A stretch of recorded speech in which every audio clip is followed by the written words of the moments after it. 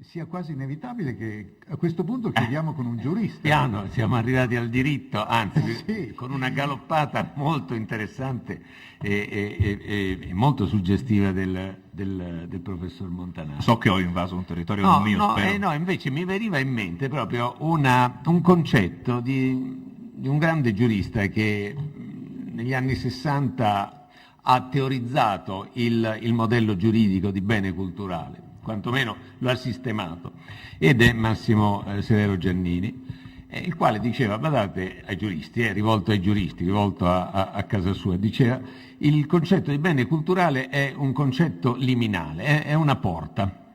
È una porta che mette in comunicazione il mondo del diritto con un altro mondo, che è il mondo dell'arte, il mondo della storia dell'arte, il mondo della storia, anzi.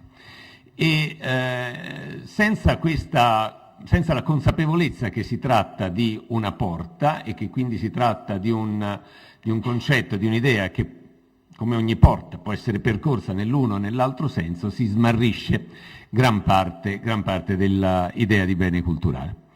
Ed è proprio questo avvicinamento all'articolo 9 della Costituzione da parte degli storici dell'arte che mi colpisce e verso il quale va veramente il mio compiacimento di uomo di legge, perché è attraverso la stessa funzione liminale che ha l'articolo 9 della Costituzione che si riesce a identificare meglio il contenuto delle leggi che riguardano questo settore dell'ordinamento giuridico e che la stessa giurisprudenza poi identifica in nuove applicazioni. E sono molto contento anche di poter parlare davanti a dei giovani francesi, perché effettivamente, e l'ha bene detto il professor Montanari, è la storia della titolarità del patrimonio che è non meno indispensabile. E questa storia è una storia fatta di due storie parallele sostanzialmente e analoghe, quella italiana e quella francese. Non si comprende bene la dimensione giuridica del patrimonio culturale italiano se non si conosce la sua storia, ma anche la storia dell'evoluzione del concetto in Francia, e credo che la stessa cosa possa valere dal punto di vista francese. Ci sono delle singolarità anche dal punto di vista della produzione normativa. Le leggi fondative degli istituti di cui oggi ci avvaliamo sono più o meno coeve, ed anche le ultime sistematizzazioni, il codice patrimonio e il nostro codice dei beni culturali sono più o meno coevi, e gli istituti che contemplano hanno delle fortissime analogie, segno che c'è stata una vicinanza, una commistione addirittura tra delle culture giuridiche. E anzi, la stessa idea di patrimonio nasce attraverso la Rivoluzione francese, perché si passa dal patrimonio del re al patrimonio della nazione. È una finzione giuridica, quella che noi giuristi chiamiamo una finzione giuridica, ma che dà conto di un analogo processo che è avvenuto in Italia attraverso non tanto l'espressione, il concetto di patrimonio, ma attraverso le collezioni, che tutto sommato sono il patrimonio, no? La riunione in una entità complessa ma unitaria. Le collezioni dei principi che quando non vengono disperse vanno a formare il nucleo principale del patrimonio nazionale italiano. Quindi l'idea di patrimonio e l'idea di bene culturale in Italia e in Francia viaggiano su due binari paralleli. Vero è anche che la stessa storia del nostro articolo 9 della Costituzione è una storia, come dire, di sublimazione giuridica, perché eleva a principio fondamentale della Costituzione quella che è la caratterizzazione che come un filo rosso lega tutte le leggi sul patrimonio culturale, da quelle di inizio secolo italiane fino al codice, alle sue novellazioni di questi ultimi anni, ma anche quelle del periodo preunitario che affondano nelle legislazioni degli antichi stati italiani. con una enorme, significativa, profonda, anche se non lunghissima, enorme in quanto a profondità, parentesi, che è stata quella intercorsa tra il 1865, cioè l'epoca della unificazione legislativa italiana, e l'inizio del Novecento, che è stata un'epoca in cui appunto si è negato il concetto stesso di tutela come funzione pubblica, e dove si è creata l'occasione per la dispersione di grandissima parte di quello che era il patrimonio delle collezioni. La dimensione identitaria è il frutto di questo avvicinamento tra giuristi e non giuristi nella lettura dell'articolo 9. Il collegamento con la nazione, con la sua memoria, con la sua identità è un elemento centrale nella interpretazione del concetto di bene culturale. Se non si coglie questo elemento, non si coglie nemmeno, tra i parallelismi di cui stiamo parlando, appunto quello che è il passaggio dal principio monarchico, per cui il potere scende dall'alto e quindi anche la titolarità del patrimonio culturale risiede nell'alto, al principio democratico, per cui all'opposto, ciò che avviene con la rottura secca e immediata della rivoluzione, da noi in Francia, da noi con un processo molto più lento, insomma la titolarità del patrimonio, la identificazione, la funzione identitaria del patrimonio proviene dalla nazione e ritorna verso la nazione. Questi concetti sono stati sussunti nel Codice dei beni culturali e del paesaggio, che è del 2004. Sono stati sussunti e in modo molto chiaro, molto esplicito, con alcune tra le prime disposizioni, dove si fa carico della funzione conservativa, naturalmente anzitutto in capo all'amministrazione dei beni culturali, ma non si dimentica poi di dire in alcune disposizioni iniziali che questo concetto pervade l'intera amministrazione pubblica, perché lo stesso articolo 1 del codice si dice, in alcuni commi successivi al primo, che lo Stato, le regioni, le città metropolitane, le province e i comuni assicurano e sostengono la conservazione del patrimonio culturale e ne favoriscono la pubblica fruizione e la valorizzazione. E poi si dice: gli altri soggetti pubblici, nello svolgimento delle loro attività, assicurano la conservazione e la pubblica fruizione del patrimonio culturale. Quindi c'è un dovere, seppure non della stessa intensità come quello dell'amministrazione per i beni culturali, che grava su tutte le amministrazioni pubbliche e che si manifesta nei termini che ho appena letto. Questo a dimostrazione appunto della connessione, della inscindibile connessione tra patrimonio culturale ed identità, e patrimonio culturale e dimensione pubblica del patrimonio culturale. Un risultato, diciamo, di questa codificazione del concetto si ritrova nell'articolo 10 del Codice dei beni culturali, quando si dice che sono beni culturali, tra gli altri, anche le testimonianze della identità e della storia delle istituzioni pubbliche, collettive e religiose. Non sono soltanto concetti astratti o di ordine filosofico quelli di cui stiamo parlando, perché poi quando si va alla loro applicazione pratica si presentano anche situazioni dove la conseguenza di queste premesse è di grandissimo impatto. Cito tra i vari casi che si sono presentati nella giurisprudenza un caso abbastanza noto che si condensa in una sentenza del luglio del 2012 del Consiglio di Stato e che riguarda il sistema dei laghi di Mantova, al sistema dei laghi al quale era stato applicato proprio da parte dell'amministrazione per i beni culturali un vincolo non paesaggistico, attenzione, ma un vincolo di bene culturale. in questo vincolo di bene culturale era stato ravvisato proprio un elemento rappresentativo della storia e della identità e di una serie di discipline applicate nel reggimento della città di Mantova. Ed è stato ciò che poi è valso in giurisprudenza, anche attraverso l'evocazione delle sue rappresentazioni artistiche, per esempio il trapasso della Vergine di Mantegna, eccetera, a sottolineare il dato identitario e dunque la necessità, la legittimità di una salvaguardia introdotta mediante un apposito provvedimento amministrativo. Questo è un risultato molto importante, quello che in Francia si chiamerebbe un grand arrêt della giurisprudenza del Consiglio di Stato in questa materia e che è stato raggiunto proprio grazie a questa elaborazione. Per marcare appunto la fruttuosità di questo confronto da un lato e dall'altro della porta cui mi riferivo prima.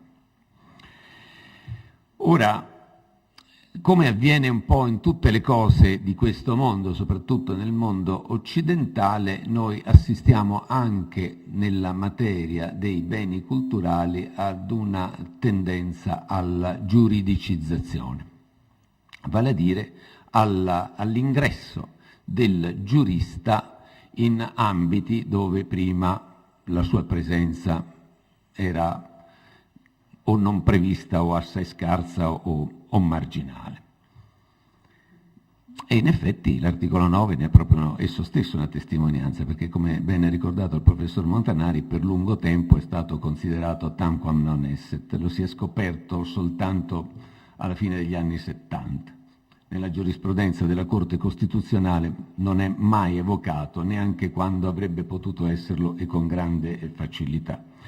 Si è preferito ricorrere ad altre norme della Costituzione. Quindi è solo da epoca relativamente recente che questo articolo viene valorizzato.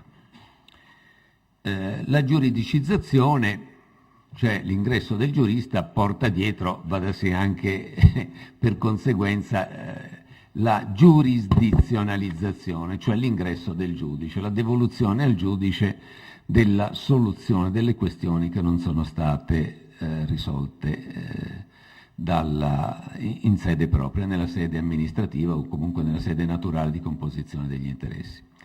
Questo avviene spesso, ma non sempre. Avviene quando c'è una opposizione, un urto, vorrei dire, frontale degli interessi. Ed è tipico il caso delle azioni penali che vengono svolte per atti di danneggiamento del patrimonio culturale o di esecuzione di lavori non autorizzati sul patrimonio culturale.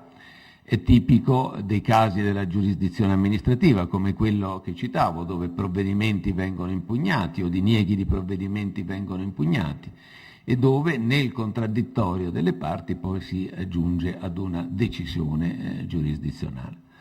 Ma non è sempre così, e anche la relazione della professoressa Pieri ci ha dimostrato come negli spazi vuoti di diritto, quali sono gli spazi bellici, poi dopo in realtà non vi sia nemmeno luogo a una qualche composizione.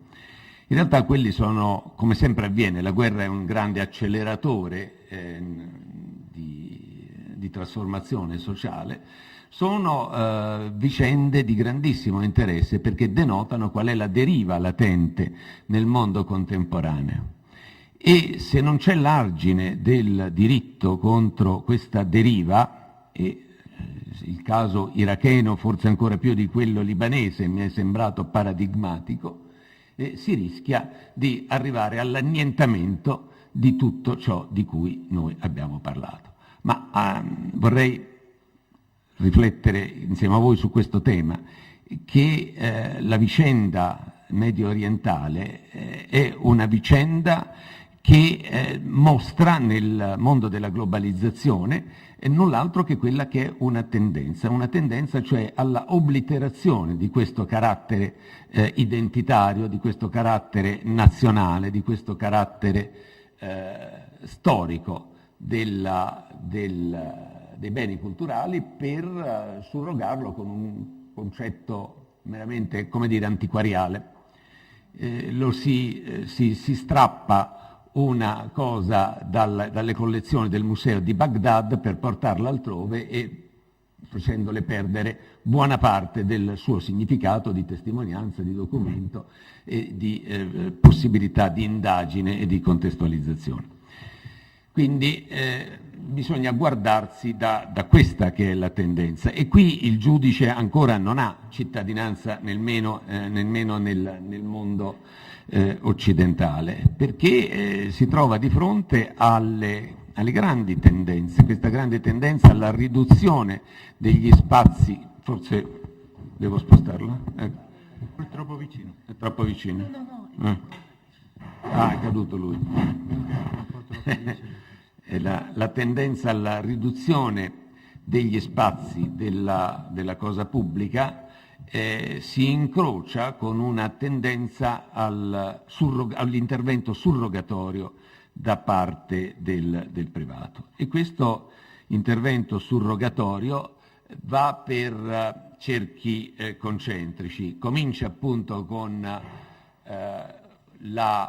un'attività di valorizzazione che spesso è sostitutiva di quella pubblica, alla idea di una gestione surrogatoria rispetto a quella pubblica, all'idea stessa di una conservazione in luogo della mano pubblica e forse in fondo appunto valorizzando quella dimensione cui accennavo prima ad una privatizzazione, forse un domani, chissà, della stessa attività di salvaguardia. Non voglio dire tutela, perché per me la parola tutela è intrinsecamente, irrimediabilmente legata al pubblico.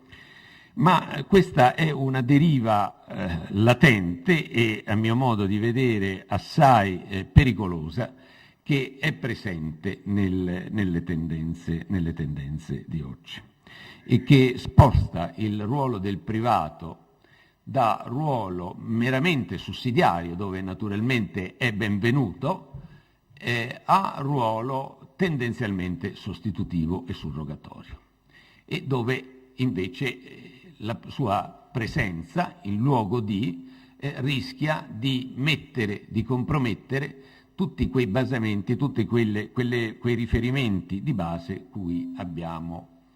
di cui abbiamo parlato fino ad adesso, e che quindi pone il problema di affrontare questi temi con grandissima prudenza e alta cautela verso queste derive.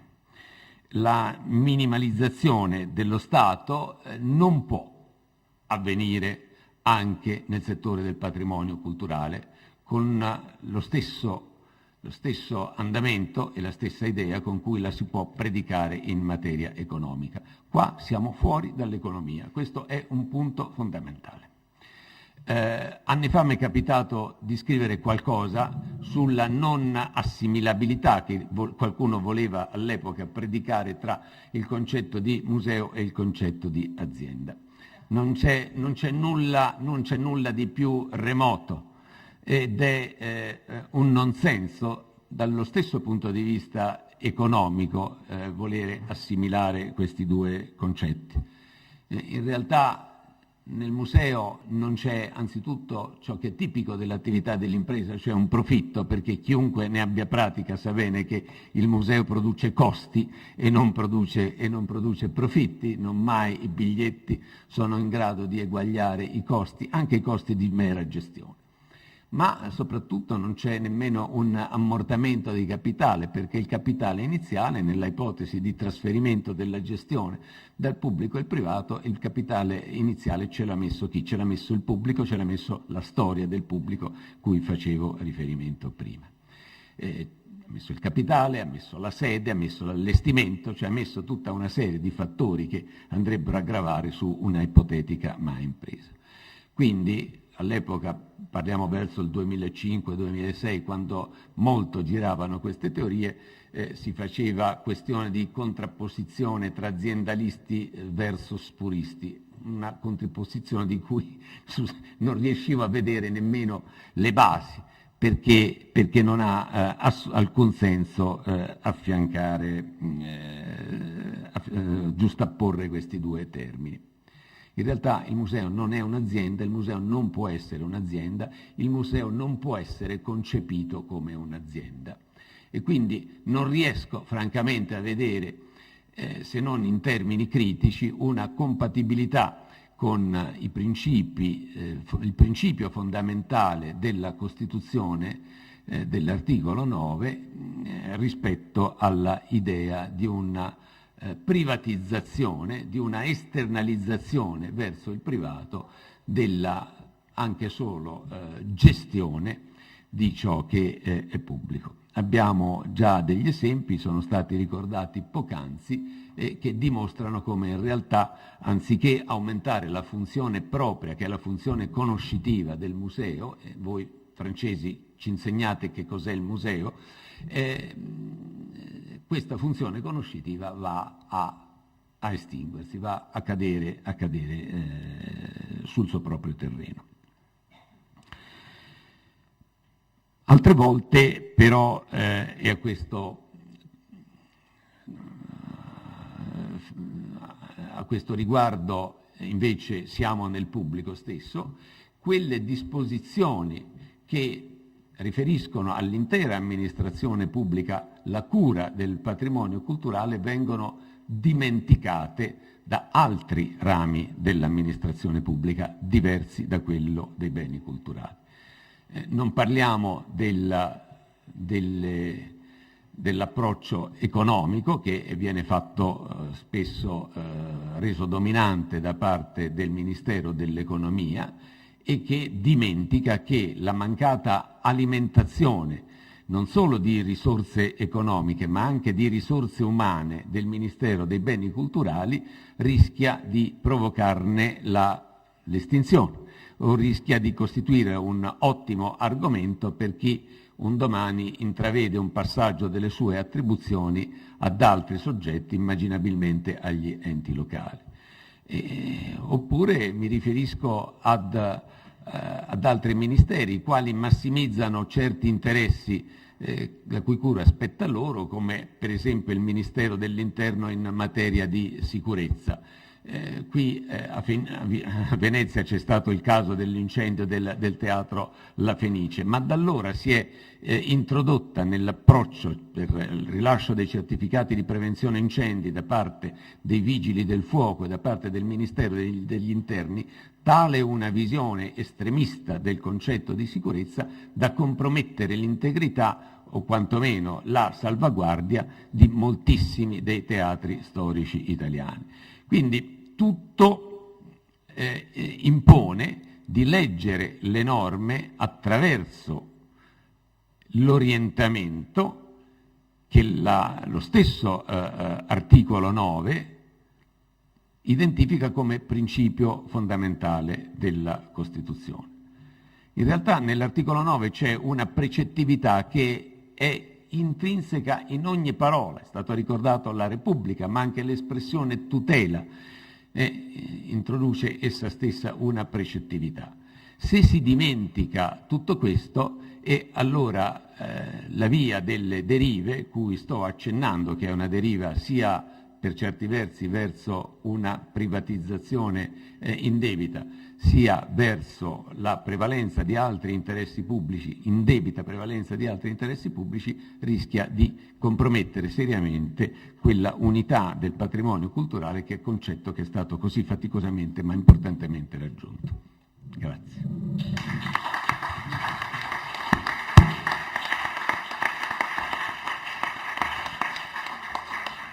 Bene. Molte grazie anche a quest'ultimo intervento. Direi che la descrizione straordinaria dei nostri relatori lascia tempo per qualche discussione, qualche domanda, qualche risposta.